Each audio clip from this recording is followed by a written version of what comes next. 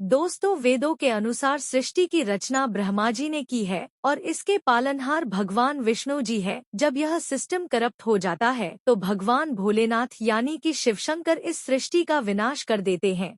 परंतु हम रचना और विनाश के बीच इसके एक्सक्लूशंस की बात करते हैं। इस सिस्टम यानी कि सृष्टि को चलाए रखने के लिए भगवान विष्णु के अवतार होते रहते हैं।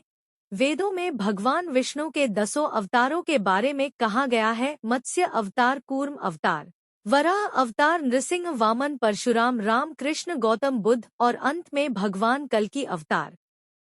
दोस्तों, अब तक इनमें से भगवान विष्णु के 9वें अवतार हो चुके हैं, परंतु 10वां अवतार यानी कि कल्कि अवतार अभी तक शेष बचा हुआ है, क्योंकि 10वां अवतार कलयुग के अंत में जब सृष्टि पर पाप बहुत ज्यादा बढ़ जाएगा तब भगवान विष्णु का अब तक का सबसे शक्तिशाली अवतार जन्म लेगा। दोस्तों, भगवत गीता में भी लिखा है कि यदा यदा ही धर्मस्य ग्लानिर्भवति भारत अभ्युत्थानमधर्मस्य तदात्मानम सृजाम्यहं परित्राणाय साधूना विनाशाय च दुष्कृताम। धर्म संस्थापनार्थाय संभवामि युगे युगे। जब जब धर्म की हानि होती है तब तब मैं आता हूँ, जब जब अधर्म बढ़ता है तब तब मैं साकार रूप से लोगों के समक्ष प्रकट होता हूँ। सज्जन लोगों की रक्षा के लिए मैं आता हूँ, दुष्टों के विनाश के लिए मैं आता हूँ और धर्म की स्थापना के लिए मैं आता हूँ और युग में जन्म लेता हूँ। दोस्तों, इससे पहले की कई वीडियोस में मैंने आपको कल्कि अवतार के बारे में बताया। कल्कि अवतार कौन है, कहाँ जन्म लेंगे और उनके माता पिता का नाम क्या होगा, उनके ऊपर जो भी भविष्यवाणियां की गई हैं उनमें से मैंने कई जिससे आपको बताई है। लेकिन आज की इस वीडियो में मैं आपको बताने वाला हूँ कि जब भगवान कल्कि जन्म लेंगे तब उनका शत्रु कौन होगा, अगर वह शत्रु जन्म तो मरेगा कैसे और उसकी उत्पत्ति किस प्रकार होगी। इसलिए दोस्तों, इस वीडियो को अंत तक जरूर देखिएगा और अगर आपने अभी भी चैनल को सब्सक्राइब नहीं किया है तो जरूर करिए। दोस्तों, भगवान कल्कि के दुश्मन का नाम है कली पुरुष। कली पुरुष के जन्म के रहस्य को जानने के लिए हमें इस सृष्टि की रचना स्रोत के समय में जाना होगा, यानी सनातनियों में एक बार ऋषि दुर्वासा इंद्र देवता से मिलने पर गए हुए थे, परंतु इंद्रदेव वहां नहीं थी। वे किसी राक्षस का वध करके अभी तक स्वर्ग आए हुए थे। तब दुर्वासा ऋषि उनके स्वागत के लिए फूलों की माला लेकर गए। क्योंकि इंद्रदेव अभी तक जीत की धुन में मगन थे, वे उन फूलों की माला को अपने गज यानी कि हाथी को पहना देते हैं।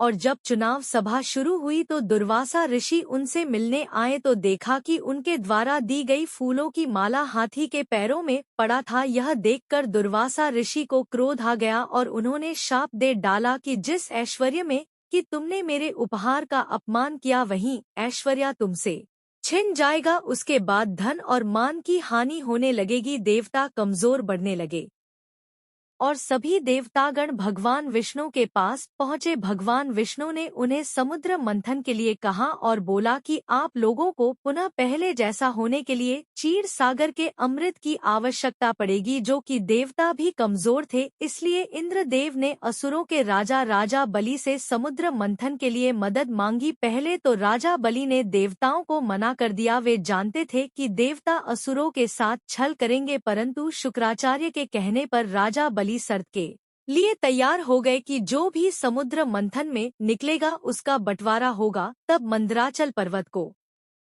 गुरुदेव ने अपनी चोंच में उखाड़कर क्षीर सागर में रख दिया और सरफराज वासुकी को उस पर्वत में लपेटकर एक रस्से के रूप में इसका क्षीर सागर शुरू किया गया। राक्षसगण वासुकी नाग के मुंह की ओर, देवतागण पूंछ की ओर लगे हुए थे, परंतु मंथन हो नहीं पा रहा था क्योंकि मंदराचल पर्वत का आधार घूम नहीं रहा था। तब भगवान विष्णु ने कक्ष यानी कि कछुए का अवतार लेकर मंदराचल पर्वत को अपनी पीठ पर रखा। इस प्रकार मंथन की शुरुआत हुई। उसमें से बहुत सारे कीमती आभूषण के साथ पहले हलाहल नामक तेज विष निकला। तो भगवान विष्णु को इस विष के बारे में पहले से ही पता था कि देवताओं को इस बारे में अगर पहले बताते तो वे कभी भी समुद्र मंथन के लिए तैयार ही नहीं होते। इसलिए भगवान विष्णु ने देवताओं को सिर्फ अमृत के बारे में बताया। अब चूंकि हलाहल विष निकल ही गया था और सब के सब इसके वेग से भूषित हो रहे थे, परंतु शर्त के अनुसार इसे आधा देवता तथा आधा इसे असुरों को ग्रहण करना था, परंतु दोनों में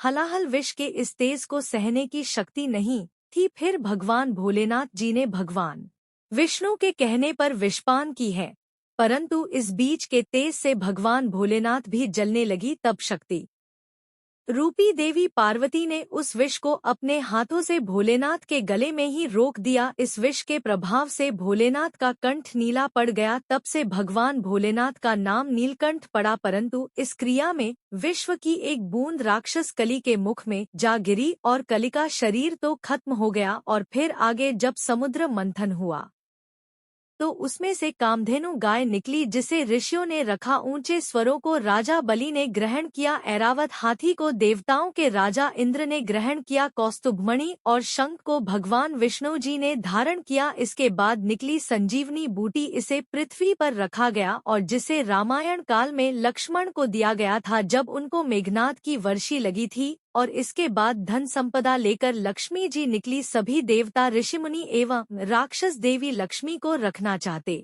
थे, परंतु लक्ष्मी जी ने खुद भगवान विष्णु जी को ग्रहण किया। चंद्रमा निकले, वह भोलेनाथ के पास गए। इसके बाद पारिजात वृक्ष निकला और कल प्रवेश निकला, जिसे स्वर्ग में स्थापित किया गया। फिर निकली रंभा, इसे स्वर्ग में अप्सरा बना दिया गया। इसके बाद निकली वरुड़ी देवी यानी कि गोडेस ऑफ एल्कोहल, जिसे असुरों ने लिया। और अंत में भगवान धन्वंतरी अपने हाथों में अमृत कलश लेकर निकले। इसी अमृत की छीनाछपटी में कुछ बूंद और समुद्र में जा गिरी, जो उज्जैन, नासिक और इलाहाबाद में गिरा। और कहा जाता है कि हर 12 वर्ष बाद फिर से वह अमृत प्रकट होता है और उस वक्त स्नान करने से रोग दोष दूर हो जाते हैं।